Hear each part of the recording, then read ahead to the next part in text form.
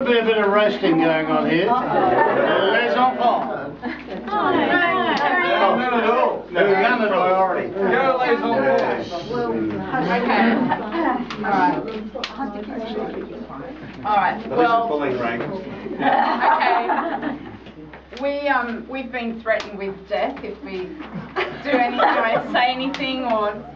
Who, me? Tell any terrible stories about a mother. So we actually like to do some serious things now. You've had a few laughs with Dad and a few laughs with Carolyn, but now for the serious business. Maybe, Melissa, maybe just one or two.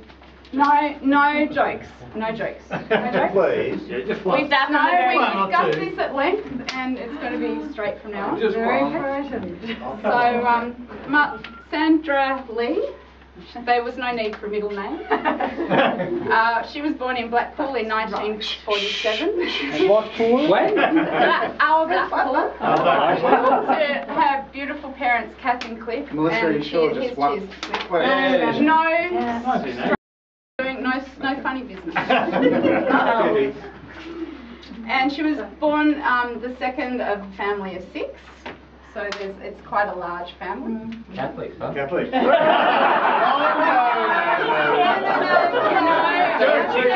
Careless and not Catholic. No laughs, please. Okay, serious.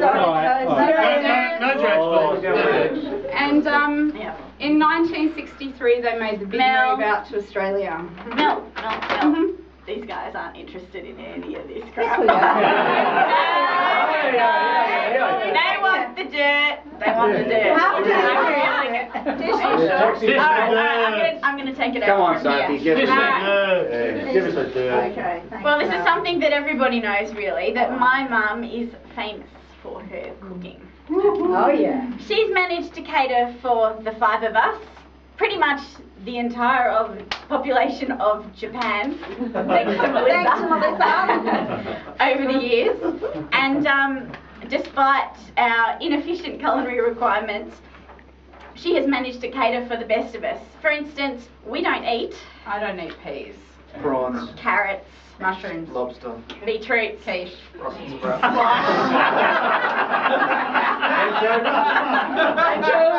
And of course, we can't leave out our perfect father, who doesn't eat mutton, any meats, 3 hours past their slaughter, and anything which does not pass his unique smell test. It's true. It's true. Just smell. What's really fantastic about Mum, though, as we've all become adults, and including myself this year, she never fails to stock our fridges, whether we live in far north Queensland, Victoria Street, or on the other side of the world. That's right, because I live in Cairns and I've managed to feed a small Indigenous community chicken and mushroom pies. That's amazing. I live in London. I've been feeding Romania for the last year. With leek soup.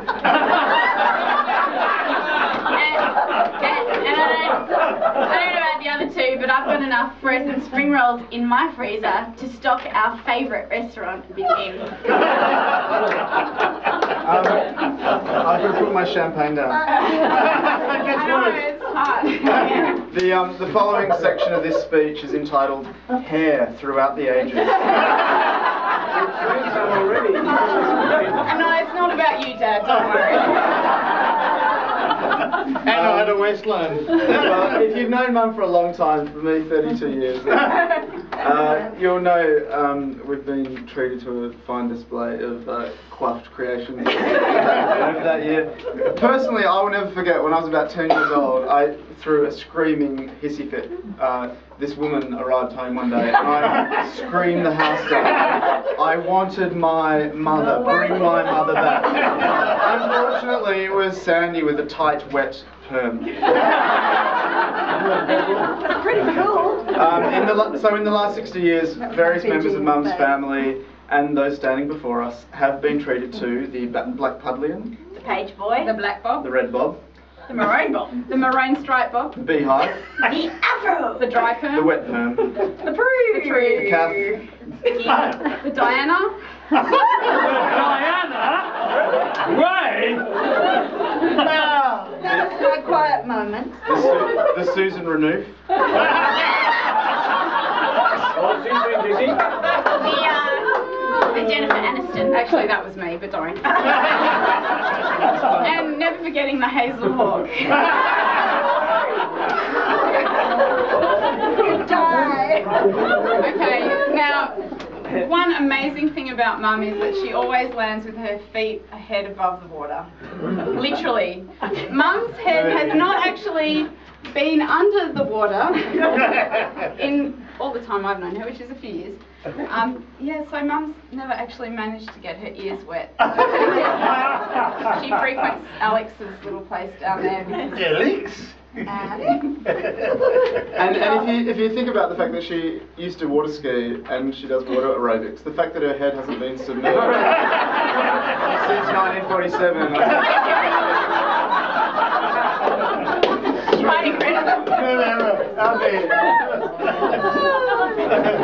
Oh my God. You. Hang on, I have to read this bit. Oh my God. This No, is a so, nice bit. yeah, this is a nice. Do I need a hanky? No. Okay.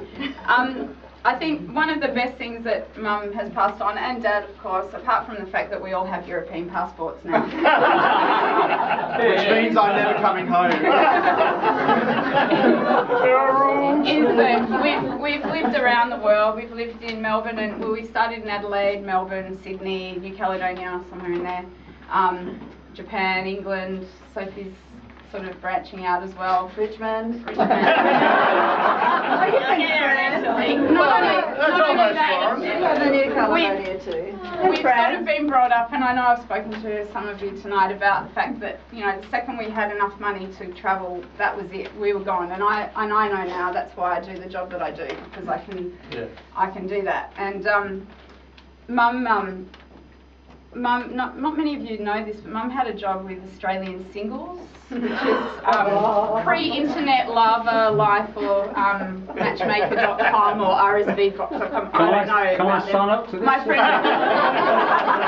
friends have told me all about them. Take me 2 days. So before the internet, there was this It's newspaper. like the Trading Post.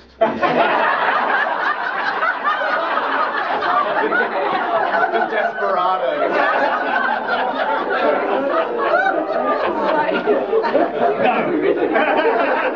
Was that scripted? That's really funny. Don't worry, they met each other If I before offended this. anyone. They did know each other before Mum got the job there. Oh, he was page 32, wasn't he? So we needed Mum and Dad had planned a trip in '87 and 86. 86. It was the year before I started school.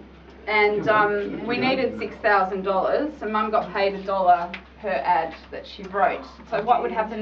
The Lonely Hearts would send their things and they'd describe themselves. And Mum has a knack with words, as most of you would know. So, for example, one of Mum's favourite lines or amazing lines was, "Broken-hearted man seeks woman with Band-Aid." That was No, wait. Broken-hearted man seeks woman with Band-Aid. Marriage ensued, unfortunately, He's 6 married. months after. 6 months after the Band-Aid kind of came off and there was a bit of a scab there. But anyway, you know, she paid for her holiday. Yay, 6,000 good on me. Yeah. During the night, I wrote those ads all night long. While the kids were asleep and John. One of the things we were going to say is that you always interrupt us when we talk.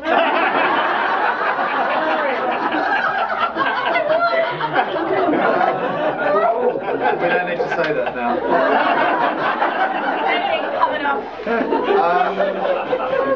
Another thing about Mum, some of you may know, I'm not sure, but what's this whole artistic gene? I know Carolyn mentioned it, but Mum is a brilliant sketch artist, really quite fantastic, I think. And you know, we all wish she would do it more, and because she is really absolutely fantastic. She's also like a published poet, and you know, she's a great writer. And there's there's lots of things that Mum can do in terms of the kind of creative arts that we think are brilliant and we are so impressed with. Unfortunately, the three of us are absolutely shit at it. For example, So, Mum four of us. Mum wanted us to decorate. She tonight wanted with flowers, and like she wanted to paintings. We photocopied some photos and wrote some titles. That's a good time for me to remind you, please, at the end of this speech to write. There's some textures on the fridge and to write some memories And about Mum. there's not many secrets happening over there. No, we want the Please, dirt. we know Dirt, there dirt, must We need be- the dirt. we must Dirt. be- There must be some